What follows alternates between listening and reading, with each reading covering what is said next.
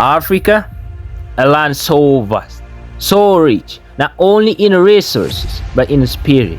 A place where history is written with bold tears and triumph, where struggle births strength, and where hope rises from the deepest depths of despair. But today, we stand at a crossroads. Our past is filled with both suffering and greatness. And now, more than ever, our future depends on what we do next. The world has often underestimated us, painted us as weak, fragmented, incapable. They speak of Africa as if it were a broken puzzle, its pieces scattered, unable to unite.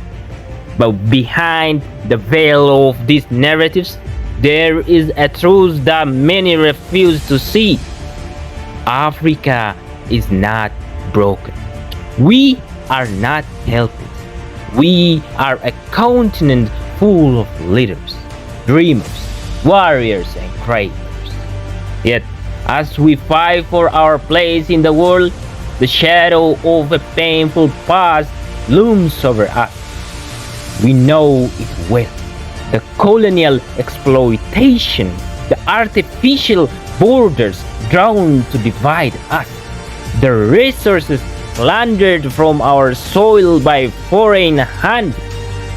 And today, many of the powers that once colonized us still profit from our resources, our labor, our pain.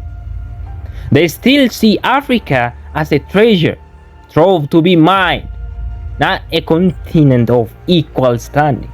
They continue to extract our gold, our diamonds, our oil, resources that fuel their economies while we remain trapped in cycle of poverty and dependence. But what if I told you this is not by accident? This is no simple coincidence. The West has been in this game for centuries. They built their empires, their cities, their wealth on the backs of Africa's people and resources.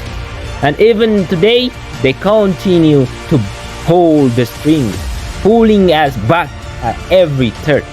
You see, they know what we are capable of. They know the power we hold. That's why for decades they have worked tirelessly to keep us divided.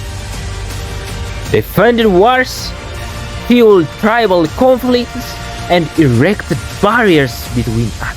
And when we started to unite, when we dared to dream of a united Africa, our leaders were silenced. Men like Patrice Lumumba, who dared to dream of an independent, unified Congo, were murdered in cold blood. His dream? To free his people from the chains of colonial exploitation and lead them to a future of self-determination. But his assassination at the hands of foreign powers was not an isolated incident. It was a message.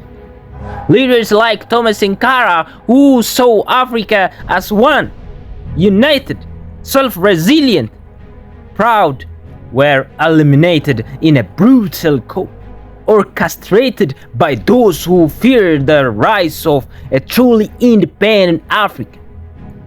He said it himself. You can't carry out fundamental change without a certain amount of madness. And they were terrified of that madness, that vision, that dream. And let's not forget about Kwame Nkrumah, who worked relentlessly for African unity and the liberation of the entire continent. But the powers that be, those who still see Africa as their playground, sabotaged his efforts, leading to his downfall. Their desire for control, their need to maintain their influence over our land, led them to conspire, to undermine, and to assassinate the leaders who dared to dream of unity. These leaders didn't die in vain. Their blood was spilled, but their dreams live on in us. We are their legacy. They fought for the Africa we are capable of becoming. An Africa free from exploitation, free from division, free from the chains of foreign influence. But even today, they still plot against us. They still fund the forces that seek to divide us. They still extract our resources and keep us defamed. They still control our destiny behind the scenes, keeping us weak and fragmented. But here is the truth. We can't rise alone. We can't heal the wounds of the past without coming together. The world may have tried to divide us, but it's time for us to unite. It's time for the sons and daughters of Africa to lift each other up, to support one another, to build together. Imagine a continent where borders are no longer barriers, but bridges.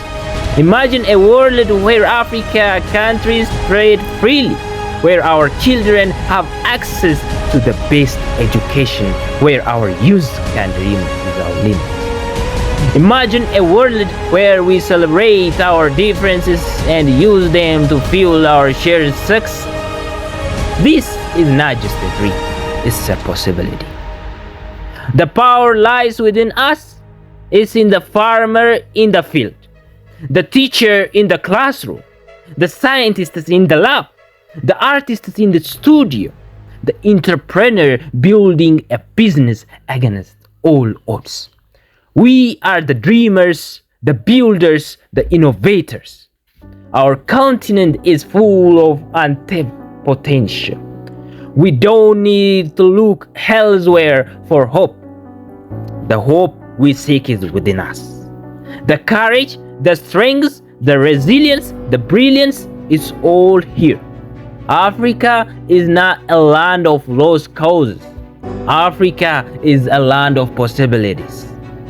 But to reach these possibilities, we must come together. No more division, no more hatred, no more turning a blind eye to our brothers and sisters in need. Our strength is in unity, in standing side by side, lifting each other. A united Africa is an unstoppable force. We must invest in our youth, our future leaders. We must protect our environment, our resource, our heritage. We must believe in each other and in the power of our collective dream. And we must remember this. Our ancestors fought not for the Africa we have today, but for the Africa we are capable of becoming. They sacrificed so much so that we could stand tall. Their blood runs in our veins, and we owe it to them to rise. The time is now. Africa, it's time for us to reclaim our destiny. It's time to rise, not as an individual, but as one. It's time to show the world the truth, the strength of Africa, the true heart of Africa, and the boundless future that awaits us. So let's unite, let's dream, let's build, and let's rise together. Africa, one vision, one future. God bless Africa and its people.